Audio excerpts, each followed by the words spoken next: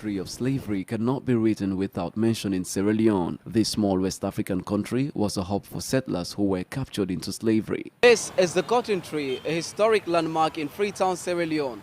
The cotton tree played a significant role in the colonial era where people came to meet and slaves were set free. In 1787, ships sailed through Sierra Leone with a number of freed slaves craving for emancipation.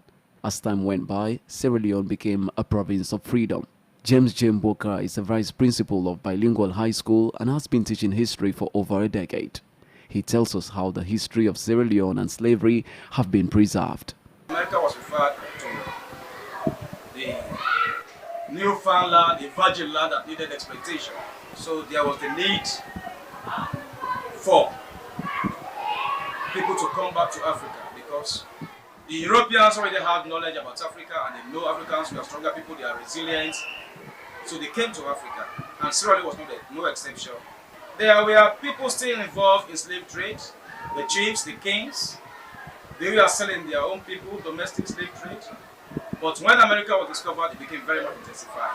So we saw not only negotiation, but we saw slave raids, which reduced our population. In honoring and raising awareness on the achievements of African Americans in the U.S., February was set aside for Black History. James Boka further explains the impact of the Black History Month on Sierra Leone. We have started seeing people from America who are blacks reading their own history, coming back to Sierra Leone, for instance, to discover their heritage. Quite recently, we saw a lot of them coming. We saw people like Idris Elba, coming. Of course, quite recently, we saw even the just completed AFCON.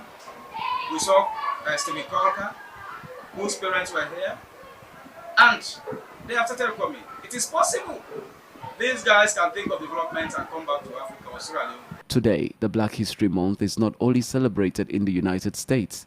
The United Kingdom and Canada have also devoted a month to celebrate it. Kawa, CGTN, Freetown, Sierra Leone.